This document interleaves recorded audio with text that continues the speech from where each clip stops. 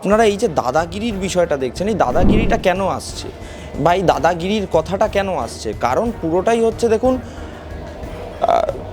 ভাগ বহির্ভূত যদি হয়ে যায়, এখন শওকতের ছেলে যদি কোথা থেকে ভাগ বহির্ভূত হয়ে যায়, তাহলে সেটা রিকভারি করতে হবে।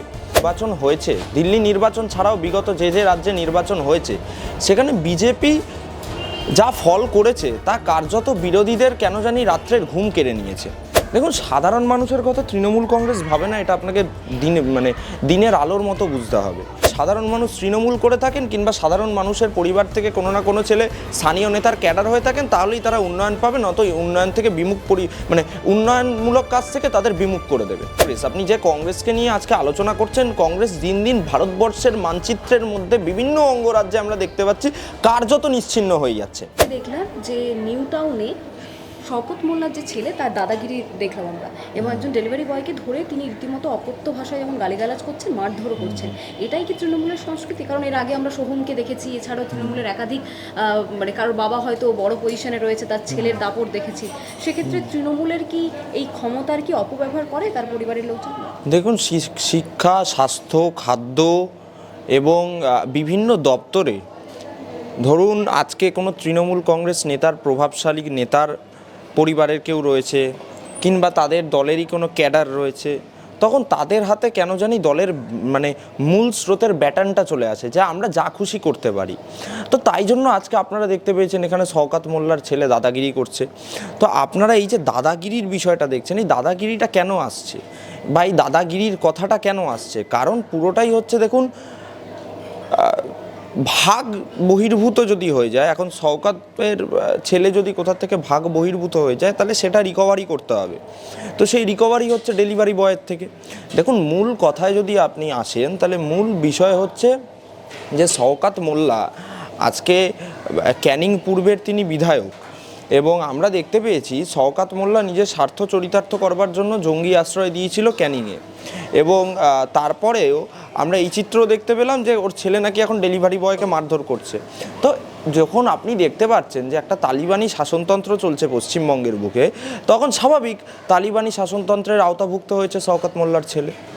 কিন্তু এক্ষেত্রে তো সাধারণ মানুষ যারা ভোট দিয়ে তাদেরকে নিয়ে আসছে, তারাই তো আক্রান্ত হচ্ছে। দেখুন, সাধারণ মানুষের কথা তৃণমূল কংগ্রেস ভাবে না, এটা আপনাকে দিনের আলোর মতো বুঝতে হবে।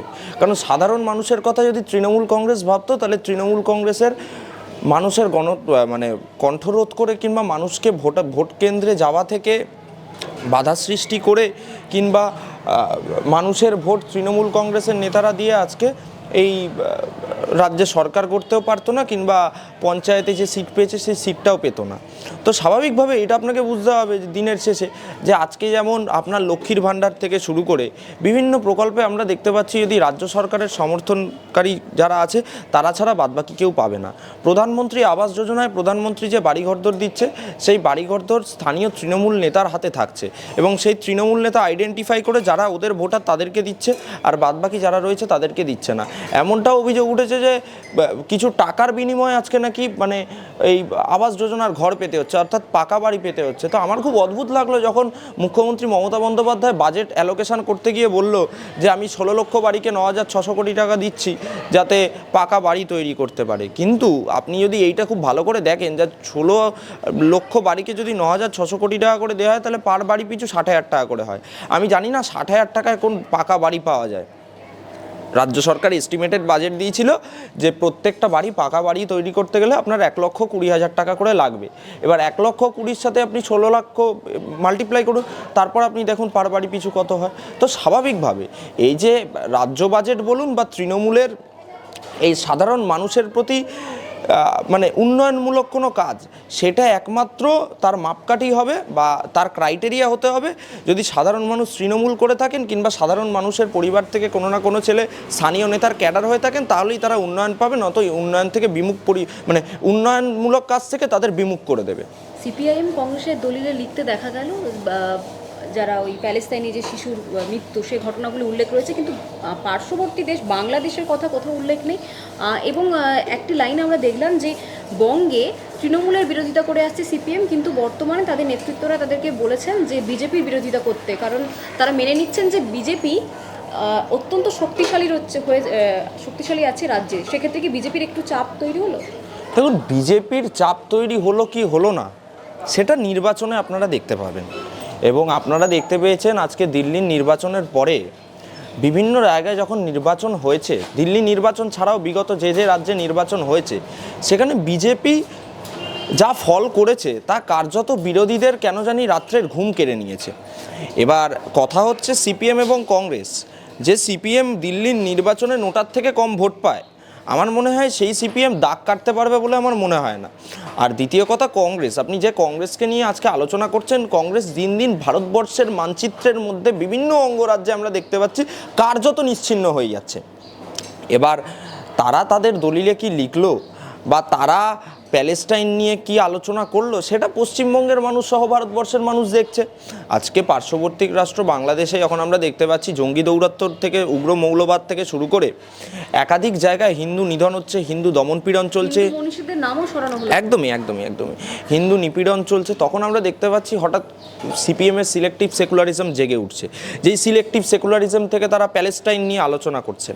আমার কথা হচ্ছে, দেখুন, গতকাল নরেন্দ্র মোদীর সাথে মানে ইউএস প্রেসিডেন্ট ডোনাল্ড ট্রাম্পের বৈঠক হয়েছে, অর্থাৎ মার্কিন যুক্তরাষ্ট্রের প্রেসিডেন্ট, এবং সেইখান থেকে সেই বৈঠক দেখার পরেই কেন জানি সিপিএমের কম্পন ধরেছে।